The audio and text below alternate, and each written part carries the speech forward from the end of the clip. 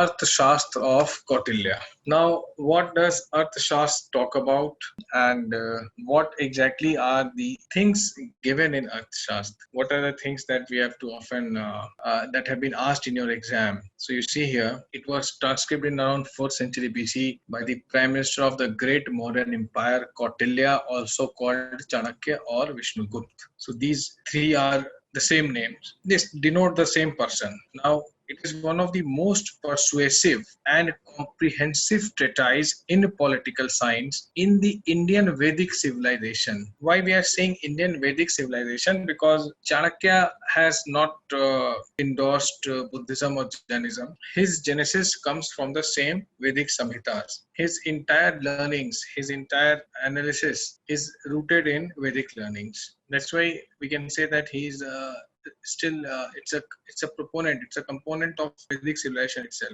Written around 325 BC, and actually, the entire book has never been found, but yeah, some parts have been found. Published by Shama Shastri in 1909 for the first time, and it contains 15 parts, 180 divisions, 150 chapters and 6,000 shlokas. So actually, it's a very deep analysis is done on various subjects. He describes well-organized state, the qualities of an ideal ruler, the principles of practical politics, administration, ethical and moral order of the society, domestic and interstate policies, warfare, criminology, intelligence, espionage. He discusses with everything that is related with statecraft.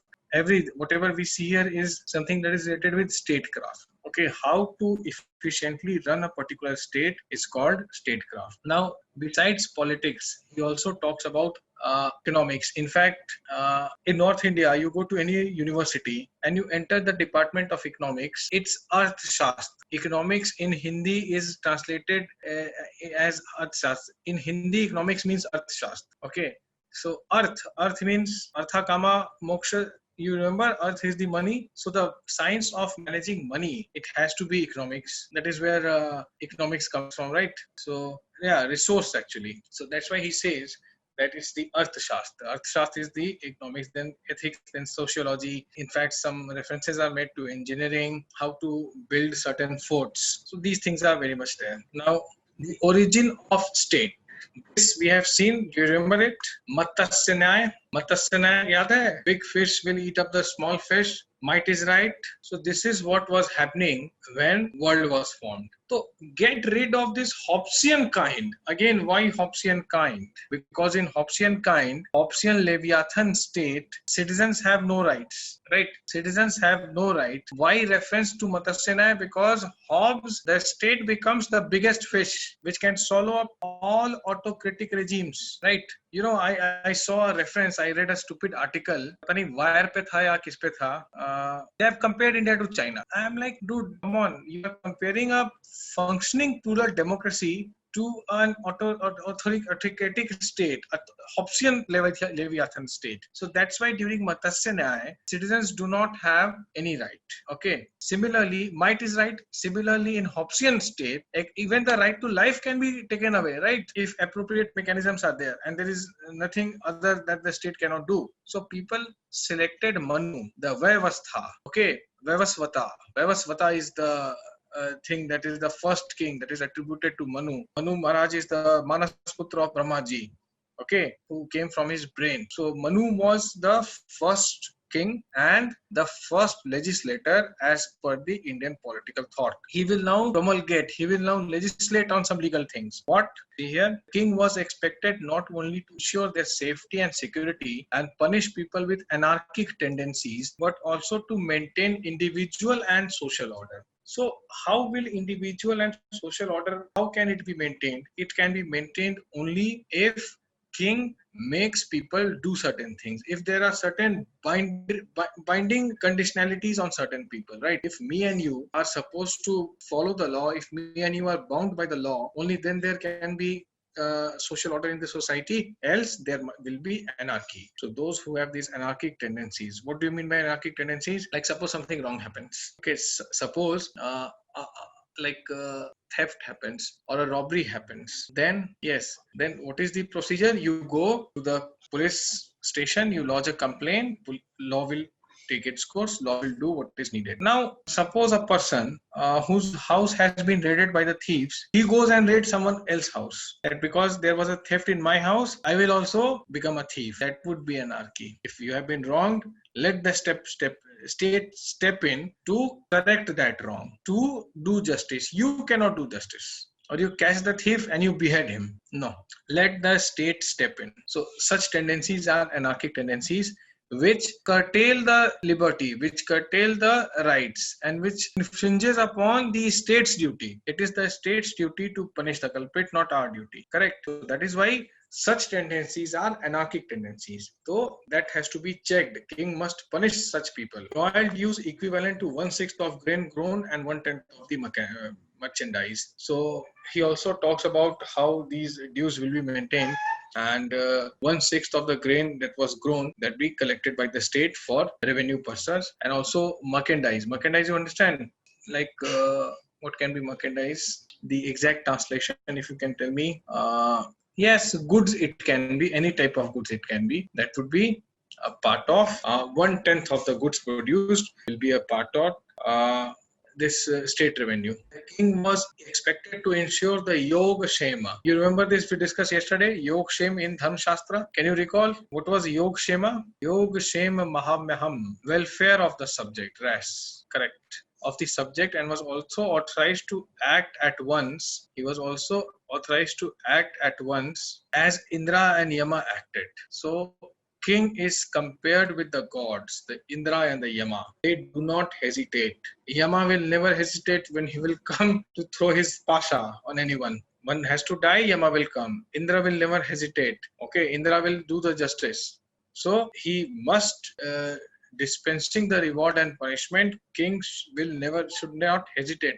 He should take inspirations, motivations from none other than the Devtas, the Yama and the Indra themselves. Now, what corresponding characteristics you see? Swami.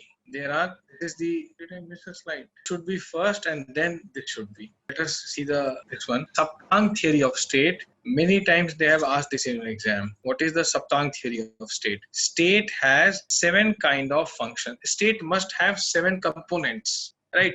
State must have 7 components. That is called Saptang theory. Now, what are the 7 components? That is also called Prakriti. Swami. Swami is the sovereign king. Mantrin, the ministers. Janapad, area. People living in that territory, and the territory itself is Janpad. Durg. Durg is the kila, the fort. Kosh, treasury, money. Sena or the danda, that is the army. Mitra, the allies. This is the Saptang theory. Okay, you understood each and every term here? Why there are 7 angas of a state? No doubt here? I think not. Mitra are the allies, the friendly countries, the Japan, the US, the Israel, not Pakistan and China. Mitra are the allies, the friendly countries. Now you see the corresponding characteristics of each these elements. Swami, why is Swami needed? To maintain uniformity and solidarity. In the absence of sovereign king, these things will not be there. Mantrin. Mantrin will ensure stable and systematic administration of the country. Okay, king alone cannot do everything. So Mantri is also needed. And that Mantri Parishad will be headed by Amatya. Amatya would be the Prime Minister. Chanakya was the Amatya of Chandragupta. Janpad refers to the definite territory. Why? Because that definite territory has to be protected and supported by the kings and the subject. Which area you will defend? Which area is your motherland? That is your Janpad. The territory itself.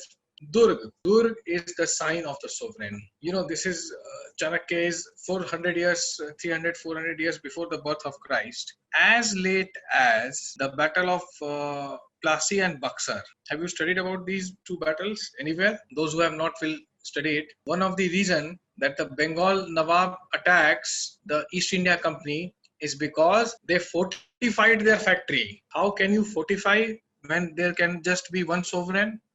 When Nawab is there, how can you live in the fort? Understood? The continuity of Indian political thought is amazing. The continuity of Indian civilization is amazing. Okay, from Chanakya till 1757, the principles are same. At how can there be another sovereign? How can there be another fortification? So forts are necessary. Durg in Hindi we call it. And Durg was always in the middle of the city because the enemy cannot come directly in the middle. And it was made in such a way, there were weapons, kept at the roof. There were people who were there like modern day snipers who could locate the enemy. Okay. And there were mechanisms through which any type of danger to the fort can be foreseen from far away place. Okay, that was the significance of, yes, watchtowers actually. And there was a secret tunnel from where the king and his most trusted soldiers, bodyguards, in case there is an emergency, he can be safely taken away. That is how durgs were planned. Okay, kosh. Without money, the administration cannot be done. Expenses cannot be done. That is why Kosh, the exchequer, the Consolidated Fund of India, right now. Okay. Then there was Sena or Danda. Sena will ensure dand to the enemy. Okay. So a strong and powerful state must have a formidable Sena. And then there are Mitras. Mitras are like-minded countries. Now see, I have not included these things. Actually, Arthashastra is a very fascinating read. He talks about different types of state. This guy actually have you heard about Professor Upinder Singh? Anyone who has heard of Professor Upinder Singh? None of you. She is daughter of our former Prime Minister Manmohan Singh. She teaches history in Delhi University. She has written a book on she has written many books. She's a scholar and she teaches to master students, MA and research fellows. So she is considered to be an authority on ancient India. Her book is actually mind-blowing, but not for all science optional students, because in GS you don't have to read all that history in such great details. But yes, for history optional, she is very, very important. So she has written something on Arthashastra also, and she says that the fact that this text can actually visualize a state as powerful and as streamlined as it does. I repeat, the fact that the text can actually visualize a state as powerful and streamlined as it does is in itself significant. Even if the author was a genius, such a sophisticated understanding of politics cannot happen in isolation. Now, what did you understand by this? Even if author was a genius, such a sophisticated understanding of politics cannot happen in a historic vacuum, is what she's saying. Should I write it? No, you did not understand. Okay, I'm writing it. No, not that. You can copy this, what I'm sending you. That's why I'm writing you. I should have written it here itself, but I just got reminded of it right now. This is very important actually. And its relationship with the economy and society couldn't emerge in a historic rate. So now what she's saying, because people doubt whether such actually Maurya Empire was there and it was as great as it has been mentioned in Kautilya's Arthashastra. So Professor Upinder Singh is saying, she's telling us that how can an author, even if he is a genius, write something as rich and as profound as Arthashastra without experiencing anything? Which means how can author come up with something purely imaginative? Even a genius cannot write such thing based on his hypothetical imagination, which means Chanakya must have seen certain things. There must have existed an empire, like he has mentioned. No one can write such sophisticated understanding of politics, its relation with economics and society cannot appear in a historic vacuum. It must be grounded in the existence of a state. Now you understood? The fact that someone wrote Arthashastra itself shows that such a great empire existed. Understood now? Mitra means allies. Now he talks about, hostile states, ally states, and then there's a third category called Udasin. Udasin are indifferent states. Okay.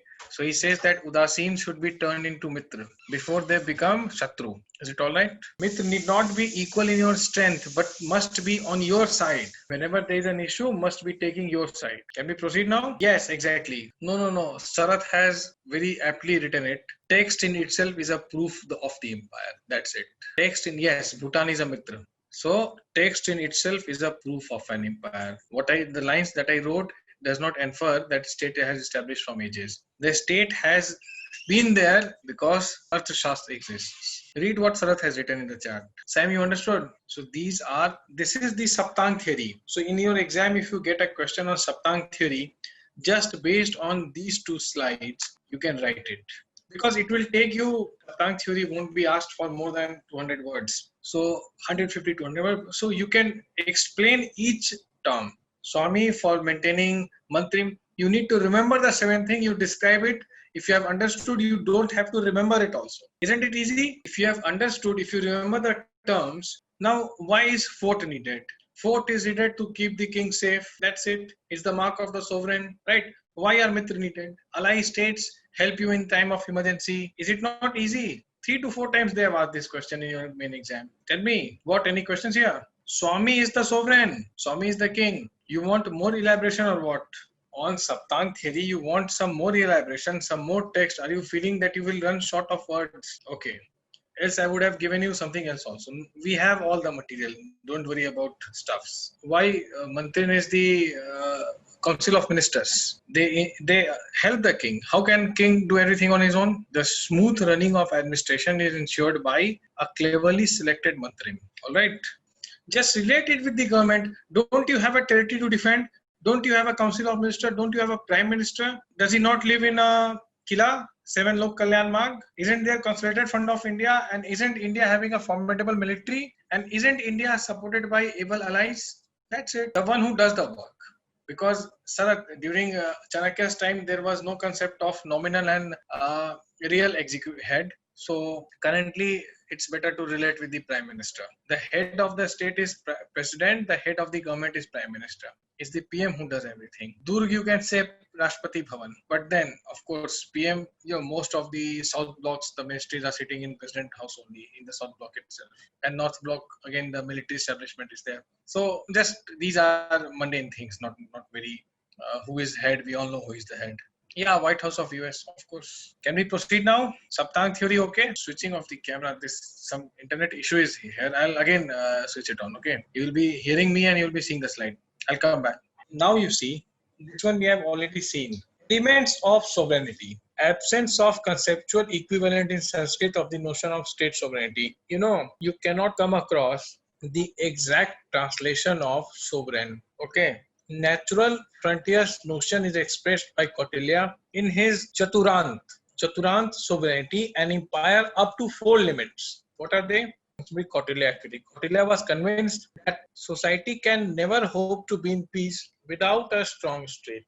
And Swami is not only a fiduciary chieftain, like he's not like a mere, a notional head. He has to be a variable sovereign owing allegiance to none, which means he must work for the upliftment. Okay, he must work for the upliftment of the people, not for anyone else. So what is sovereignty actually? So here we see that he talks about Chaturant sovereignty, empire up to 4 limits. He's actually measuring it that this is the limit, and he was convinced that society cannot be in peace. So what is the element of sovereignty here? What actually is the word Swami is derived from the word Swayam, which refers to self-determining. So he must calls on by himself. Of course, he will have mantrims to kind of help and assist him. So the crystallization of sovereignty in the king court is not actually, in many tribal countries only, tribal areas only. Like you say, overriding authority of king on judicial process. And Kangle, Mr. R.P. Kangle, again a historian, has said that sovereignty is the king. Sovereign is the king. Okay, no one else but sovereign is the king. So this is what we understand here also, that it is the Swamin who is the king and he is the one who takes call, and there are other states also, and king has overriding influence on even on the judicial process because he is the sovereign. So these are his Chaturant. First thing is that his sovereignty of king court is there not only in the small tribal and hinterlands but also in the big cities. So if the capital is Patliputra, then until Avanti and Ujjain, the king's sovereignty can be felt. Okay, metropolitan centers, he has to be there. His influence has to be there. This is the one limit. Second one is that state must it should not only be in and around the capital Patliputra, but there were 16 Mahajanpads. And Magad was the strongest. So if Magad king is going, then he must be respected by the 15 others, most respected among all. Then only you are sovereign. Then only you can acquire the title Maharaja Dhiraja. Then he says that king must be able to even influence the judicial process. And the last one, the Chaturant, the last Chaturant would be that king is himself the sovereign. When he performs these three things, then he cannot be questioned. Did you understand this? Second Chaturant is this that this one, that among all the Mahajanpads, the king is the most revered one. All right. What natural frontiers? Krishna, variable sovereign. Sovereign can come and go. It's not like one person will be sovereign. If he is not performing well, there can be another sovereign. See, natural frontiers. We have it here. Where here we don't have people. Well, I'm coming to that part. How the sovereign will function. See, where did you see natural frontier in the last slide? Second part. Okay. See, okay. I got it. I got it. Just a minute. Yes, I got it. There is conceptual equivalent. What actually you call sovereign in Sanskrit? So natural frontiers, which means where the state actually is. Try to understand it this way. Today we can say that US is the strongest country, right? So maybe the border of US has a limit, correct? But even the American president goes to any part of the planet, he is naturally, like or maybe not today. After the disintegration of Soviet Union in 90s, the American president was undoubtedly the most powerful and the most revered, most sought after head of the state. So his natural frontier may be limited to the territory, but as per the Chaturant sovereignty theory, it stretches beyond the political borders. Now you understood? You are not a sovereign because you are you are a head of the state, but because there are other Mahajanpadas, there are other nations which think about you in a respectful manner. Your glory is not confined to your own home, your own natural frontiers. Kautilya's sovereignty is actually little different from modern sovereignty. He's also asking his king to intervene in the judicial process. Can we do that now? No. Yes, exactly, Aditya. Magad was the most powerful, undoubtedly. All right. Can I move this? Now the sources of law, the canon of law. Where is the law coming from? Dharma, the righteousness, the canon law. Vyavhar, the customary law. Samstha, usages. And Raja Shasan, the logical principles. Kautilya was of the considered view that in case of conflict of interpretation, the king should himself decide the dispute, and his interpretation to be upheld is to be upheld as final. Now there are many kind of laws. The first one is the dharma. What is dharma actually? Dharma is kind of canon law. What is canon law? You understand? It's like it is actually coming from the Roman Catholic Church. Like there were some papal pronouncements, the religious ones that are bounded by Dharma Shastras. Okay, church used to make laws. So here it would be again the Vedic. Yes. So it's actually having some religious angle to it. But in case of India, it cannot be the Roman law. That too for Chanakya. So of course he will take shelter in the Dharma Shastra and Dharma Sutras. Vyavhar, the customary law, like what should be the revenue, what should be the tax. Okay, samstha, how the law is being used. Okay, are the laws actually being used? Is the implementation all right? Rajashasan, logical principles. Logical principles refer to the royal court rules. How the royal court follows when the king arrives or when an important dignitary arrives.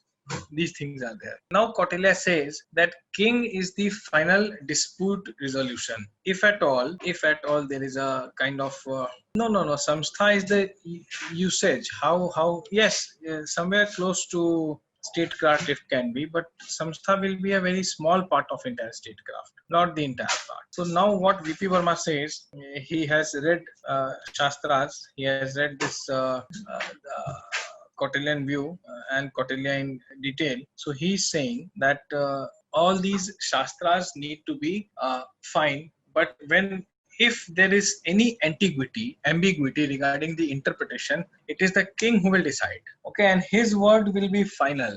Like today, what happens? You remember? Hello. Today, what happens when there is a dispute regarding what this particular article of constitution is? Who takes the final call? Supreme Court, right? So, who will take the final call when there is some ambiguity during Chanakya's time? It will be the king.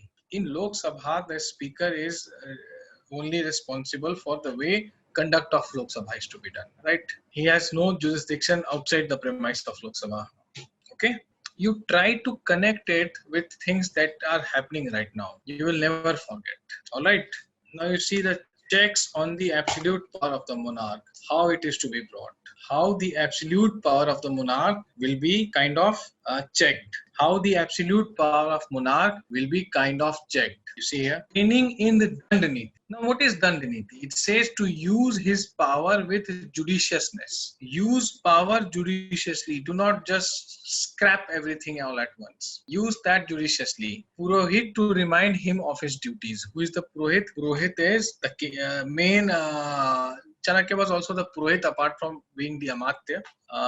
The chief Pandit, okay, the chief Raj Purohit was the title actually in the Darbar, in the royal court. Raj Guru, you can say yes, because he was Purohit even for Chandragupta Maurya and even for Bindusara. Of course, during Ashoka, Chanakya was not there. Bindusara is the son of Chandragupta Maurya. So he must be using his Dandaniti very judiciously, sparingly. Do not punish people all the time. Take help from Purohit. What else? Moral pressure, fear of losing the throne. Okay, fear of losing the throne. It says that these are the checks that the king must be having this pressure that he might lose his throne. Popular uprising against oppressive rule. The last rulers of Maurya and Shunga dynasties and Govind V of Rashtrakuta. So, you know, the last ruler of Maurya dynasty, Brihadrat, was killed by his own commander, Pushyamitra Shunga. That's why I've given this example here. Why? Because he was very, very unhappy with the way Pushyamitra Shunga was like that. What have they brought the great Mauryan Empire to? So he killed his own king and he became the king. Now something similar happened to his last king of Shunga dynasty also. Govind, there are many such type of examples. Entire Mughal dynasty is filled with such example. The later Mughals, you will read that in your modern India. So there will be a popular uprising against the oppressive rule if king is not keeping his absolute power in check. Threat to migrate to better governed state. The wise people will migrate to better governed state if your state is not well, if your state is not good. Einstein was a Jew. Did he live in Germany? He did not, because there was a Holocaust. And the last Western political thinker, the last one, can you recall her name? Now, where was she? Where did she migrate? She went to, Hannah Arendt went to US. Why did she went to US? Because again, there was this Holocaust going on. Okay. Arthashastra as science of political economy. Now, how it becomes a science of political economy? The substance of mankind is termed as Artha. Artha is the wealth. Earth that contains and is termed Earth, the science which deals with the means of acquiring and maintaining the earth. Earth is the man. So, it is also a political economy. How it is political economy? Because it kind of talks about how the wealth is to be earned, acquired, maintained and spent. Politics deals with the acquisition of what has not been gained. Alabd labharth is the Sanskrit term. Alabd labharth. Labharth is the intended beneficiary, the gain thing. So politics deal with the acquisition of what has not been gained. See how what crude definition of politics is given by Chanakya, that it is the acquisition of what has not been gained. And that's why he will say a Kshatriya king must be ready to fight. Fighting war is the Kshatriya dharma, is what Kautilya will say. Let us quickly complete the PowerPoint presentation, then I'll make you write something more. Okay, this already you have. This you don't have to write. Labd Parirakshani. What is Labd Parirakshani? What you already have. Then there is Rakshit Vivardhani, the accentuation or increase of what has been preserved. You need to increase that. Do not get satisfied with what you have. You need to build upon that. Okay, and then finally, there is Brihadasya Tritsu Pratipadini. What's that? Due approach. Apportionment or the bestowal. Bestowal means giving it. Surplus has to be divided to the one who deserved it. Probably your amatyas, your senapati, your allies, so that they always remain by your side. There has to be a bestowal. Okay, appropriation, a proper appropriation has to be done. That is what he calls Brihadasya Tirthesu Pratipadini. Pratipadini means distributing. Okay. So if you use these terms in your answers, whosoever checks your answer will be mighty impressed. The political science main answer will always be checked by a political science professor. Your GS answers may go to journalist professors, but your optional will always go to the person who has been teaching this in one of the central universities for at least last 15 to 20 years. Of course, having studied until PhD of his own, so he will be very happy when he or she will be very happy when you will mention these terms and underline these terms. Do not be a Hanumanji. What Hanumanji did? Hanumanji was asked to bring Sanjeevani Booty. So what he did? He brought the entire mountain and asked, where is Hussein? Look for the Sanjeevani Booty, right? Do not do that. Highlight the Sanjeevani Booty. That here is what you are looking for. Please use these terms. Okay, you will get very good marks. But how will you remember these terms? And if you use these terms, then correct spelling. Nothing pisses a purist more than seeing distortion of his content. So a Paul science professor will never be happy when you will spell these things in a wrong way. He will be angry on the contrary. Will you be able to write these things the way they are written? Labhad parirshani, alabd labhad, brihadasya tirthesu pratipadini. You write them 1 to 2 times in a sheet of paper along with the meaning. If you mug them up like this, then that won't be a good strategy. Write them, the terms you write, the meanings you write.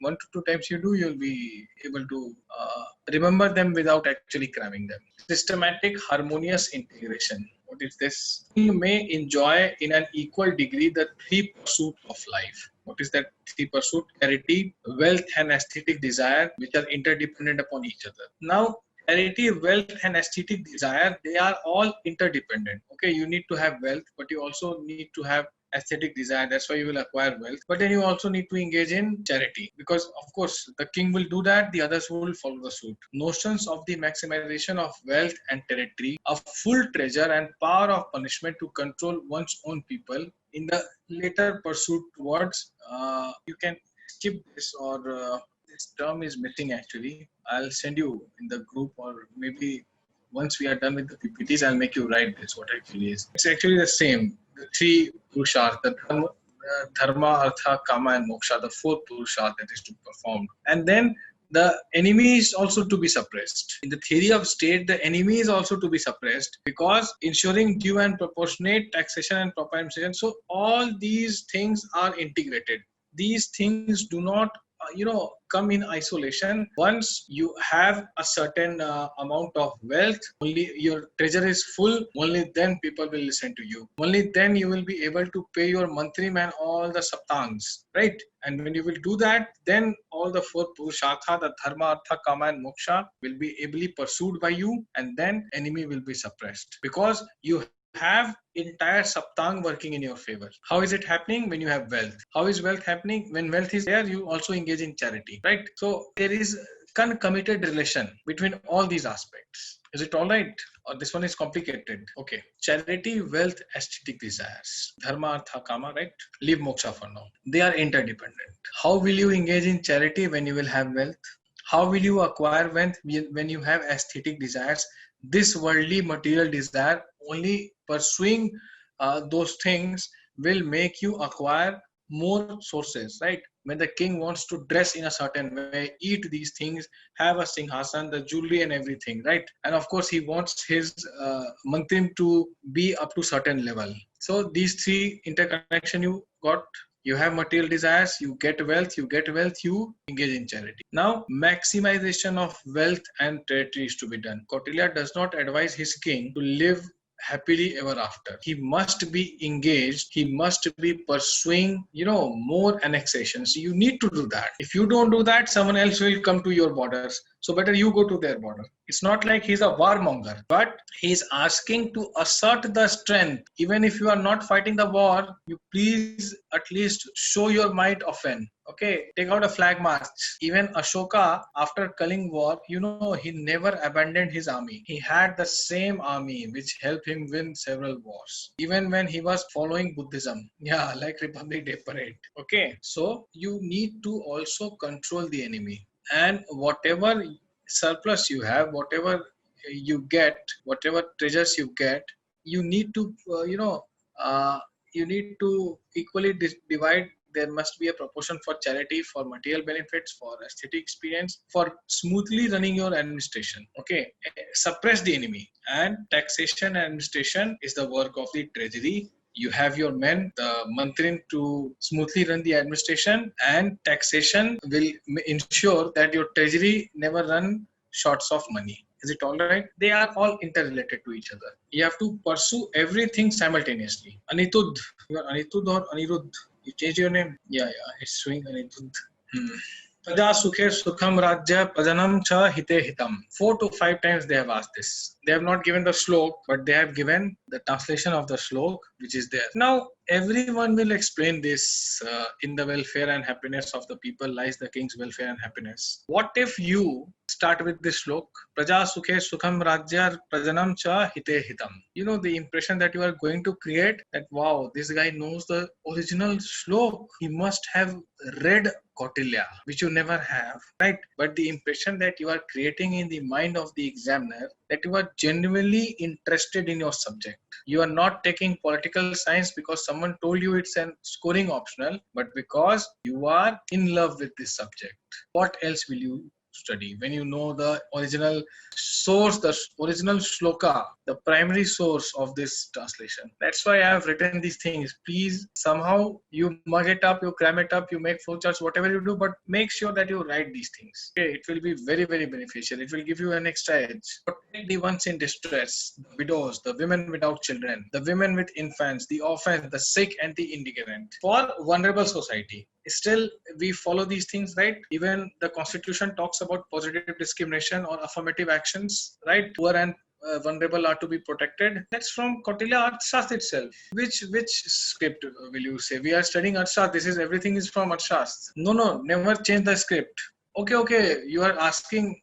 I thought you are referring to the epics and scripts you are talking about. No, don't change the script. Did I change the script? Have I used Devanagari over here? In Roman script, you don't have to change the script. You can very well write these shlokas in Roman script, ignoring the phonetics. This is without phonetics, else there would have been this symbol and that symbol. Don't do that. That's not needed. So government needs to make sure that the vulnerable is protected, children are protected, the women are protected, orphans, sick, pregnant women, widows, all of them are protected. Create conditions for a good life, not only by digging wells, canals, and constructing dams, planting trees, preservation of forest, but also by providing the infrastructure for trade, commerce, and industry through construction of roads. Focus on infra, providing impetus to navigation, because most of the trade happens through navigation. Rural and urban colonization and settlement, monetary system, and even control of weights and measures. See, such minute details he has gone into, right? That's why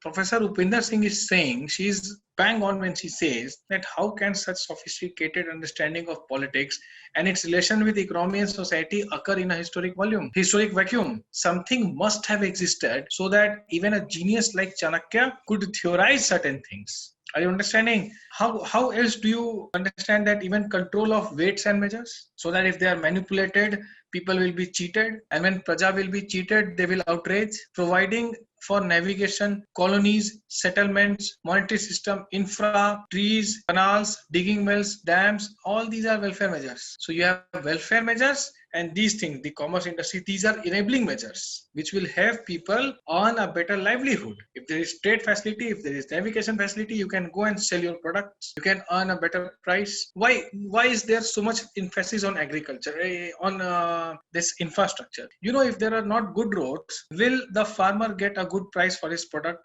Most of the agriculture products are perishable in nature. You know what is perishable? It contains leaf cereals. All the fruits and vegetables have water in them. How long you can, their shelf life is very small. They need to be sold as quickly as possible. People like to eat fresh vegetables and fruits. So for that, you need roads. For that, the village where the fruits and vegetables are grown have to be connected to the nearest city through a good system of road, through a good conveyance vehicle should be there, so that the farmer picks it up and in the morning he delivers it in the mandi, in the city itself. Are you understanding this or not? And these things even Chanakya has talked about. Is it okay? Any questions in this slide? I don't think so. Espionage, the most, the most exciting, and this is where he goes brutal. Bahya and Abhyantar, external espionage is done by who in India currently? Who is looking? It's the RAW, Research and Analysis Wing. No, RAW is for external, IB is for internal. Bahya means the external one, and currently the external security of India intelligence is done by RAW, internal is done by IB. Abhyantar, internal spies. So IB is responsible for internal security, RAW is responsible for external security. NIA is an investigating agency. They are not intelligence. NIA was formed after the Bombay attack, the 26/11. After that, the NIA was formed. IB and RAW have existed for a long time. It's an investigating agency. They are not into intelligence. But yes, NIA works very closely with these two, especially with RAW. And now NIA has been involved into something, that, the latest news. You all know that? You know or not? Now, Kerala gold smuggling and also in Bombay. And wherever NIA is involved, RAW automatically comes. But then they are not going to announce it. And we will never know. They make no press briefings. They do not answer the local police or even to the CBI. They report directly to the PMO. So when RAW comes, you will never know that RAW is working on this project or not. Okay. But yeah, when NIA is there, RAW automatically to an extent is involved. So in both the cases, in the Bombay drug case, no, they are answerable to none. You cannot summon the RAW agent to parliament. They are answerable to none. They are doing covert operations. They have their assets in almost all the countries. So how can they speak about these things on a public forum? So Bahya is the external, Abhyantar is the internal. Now how he takes care of these things? See, 5 sansthan, 5 institutions for espionage. Kapatik Shatra. See, he has mentioned about this. My God. And see the relevance of Chanakya. My God, I am amused. I get goosebumps discussing these things. Professor Charles Lieber. How have you heard this name? I guess not, right? Who is he, Santosh? Achha, I told about him. Yeah, the Harvard University professor. He built a research lab in Wuhan. FBI has arrested him. And 2 of the Chinese citizens serving at the rank of lieutenant and major in the People Republican Army were students of Stanford and Harvard. Kapati Shatra, right? Kapati Shatra. Chhatra is a student. Kapti means kapat. Pata hai na, chal kapat. What would be kapat? Fraud actually. So see, China is using it. Still, last year they have been arrested. Yes. All of them were students. Kapti Shatra they were. Okay. So see the relevance of Chanakya. Even the likes of Cold War and China is pursuing these things. So these are the institutions for espionage. You send your jasus in the guise of Kapti Shatra. Uddasthita. Sham ascetic who has fallen from the real duty of asceticism. He is actually not an ascetic. Ascetic means a sannyasi, a sadhu. Uddasthita is someone who is posing as a sadhu, but actually he's a spy. Okay, he is preaching, but actually he's not a preacher. He's a spy working for the state. Fake monk, yes. Grihapatika, householder spy, someone who is engaged into household activities. A family man, but actually he's not a family man. He's a spy. He just appears to be another family man. He's having a regular job. All these RAW agents, RAW people have fake IDs. Someday they will show you that they work in a Sarkari bank. Someday they will become professors. Someday they will be in a marketing guy. They have all sort of someday they will become artists or painters or writers. So they have this fake kind of thing. Which Indian spy movie you saw this? Yeah, Grihapatiya you can have, but then Kapti Shatra or Uddhist was there. Maybe Grihapati is someone who is a household, who is a grihast, but he is actually a spy. Vedeka, a merchant spy. Vedehaka, merchant spy. He is actually a businessman, but no, He's a spy. He's not actually a businessman. He's showing himself as a businessman because he wants to serve his state. He's actually a spy appointed by the state. Pakistanis have this lot. All your Bollywood wala, they are with this. Have you heard about Ghulam Nabi Fai? Anyone? Okay, leave him. So someone like you are a householder, you are a gripati, but you are a spy. Similarly, you are a businessman, you are a spy. That is Vedhaka. Tapasa. Ascetic practicing austerities. It is not like an Udasthina who claims to be an ascetic but is actually on a lower rung. Tapasa is actually doing the penas. Okay, he's actually showing that he is the real kind of ascetic, but he's also a spy. So Udasinta is a sham ascetic, a fake Baba, Asaram. Okay, a fake Baba who has fallen from the real duty, but then everyone knows that he's a corrupt person. He's using religion. Actually, he's a spy. Tapasa is a real one. Okay, who is actually a ascetic, a real sadhu, a real muni, but working for the state as a spy. Now these examples 2 and 4, 5 you will not come across. 3 you can come across. 4 you can come across in Hindi movies. Even 1 is rare, right? They have not used the concept of Kapatik Shatra. Now you see, wandering spies. Sanchara. Sanchara means someone who moves from one place to the other. Satri. Satri is, yes, classmate spies or spies learning by, they keep on moving from one place to the other to learn the social dynamics, acquaint their state with the same. Can you see? Tikshna, firebrand of fiery spies. Tikshna. Tikshna means very intense in Sanskrit. Yeah, they blend it. Of course, Satri would blend it, but Tiksh is the, like James Bond, 007, license to kill. You know what is 007? He has been licensed by the Queen to kill anyone against the interest of England. Actually, it's a fictitious character. So Tikshn is the firebrand of fiery spies. They are the one who excel at everything. They can look at you and tell you what you are up to. Rasad, prisoners who are very cruel. Okay, yeah, Tikshn means sharp and intense. Yes, Rasad are the poisoners who are very cruel. They carry poisons with them. They can inject with you with the Russia has used this so many times. Russian poison is world famous for killing in such sophisticated way that you will not come to know what has happened. I have not seen Raj movie. Raji movie. Which one? Raji. Yes. No. Alia Bhatt. Yeah, the way Shastri ji was killed, it is said that Russian poison was used on him. Okay, even some people say that Navalny kaun hai? Who is Navalny? I don't know. Even some people say that Sunanda Pushkar was killed by Russian poison. Not sure. Achha, yes, Putin's opposite. Yes. Recently, he has been poisoned. Just another day in Russia. Okay. So yes, they have done it. So Rasad are the poisoners. Okay, they carry that poison and they can inject you with the same, and you're gone. Ikshuki is a woman ascetic.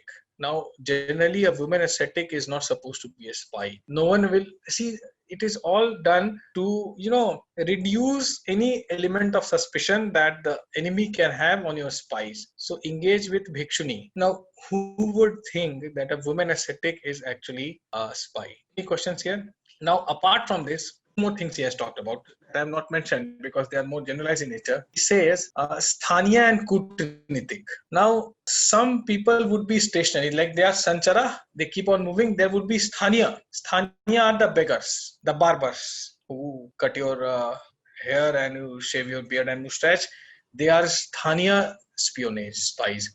What they do, they are at that very place. So whoever comes to a barber shop interacts with the fellow beings, interacts with the barber. A beggar on a busy road, on a choraha, on a chalk, he sees every day who is coming from which side, who is going where, at what time coming, what time going, and he is well aware of what is happening in the vicinity. So these are also the kind of Sthaniya, not Sanchara, the Sthaniya. I'll write it and send it to you very soon. Okay, so this is the espionage system that Kautilya envisions, and under it, this is how else such a strong empire stretching from Balochistan to down south Kaling was operated from a place like Patna. In the absence of information technology, we did not have mobiles and internet at that time. There were no means of communication other than horse or animals, right? Elephants maybe. So how else did he used to get information from all the corners of the country. It is through this elaborate mechanism of spies and espionage. You understood, all of you? This last part was creating problem to all of you. Kulbhushan Jadhav charged for being Vedika. See, he was caught from Iran. You know this. He was not there in Pakistan also. So they just frame people like this. I don't know whether he was a spy. Government will never say that. So when the government does not accept that, how can we have the any version of it? The ICJ has ruled in his favor. Only one judge was against, and that one judge was Pakistani. Do you know this? 14-1 verdict it was. The International Court of Justice, Mr. What is his name? The famous advocate, Mr. Harish Salve, fought his case for 1 rupee that was given by late Sushma Swaraj to him. He said, "I'll take 1 rupee." Yeah, you can say that is the charge. But then I forgot on what charge he was arrested. He was said to be, he's a merchant, right? That is what he said. That is what India says. Then Vedek, the charge would be same. Vedek. In Iran, not in Balochistan. He was caught in Iran. I mean, very close to the border. Yeah. So I hope you are understanding these things and you are having interest also, right? More of it in the next class. We have already almost done Chanakya. Some more thing, very few things are left. I'm thinking I'll send you in the Word format, and then we can discuss it and quickly move to the next thinker.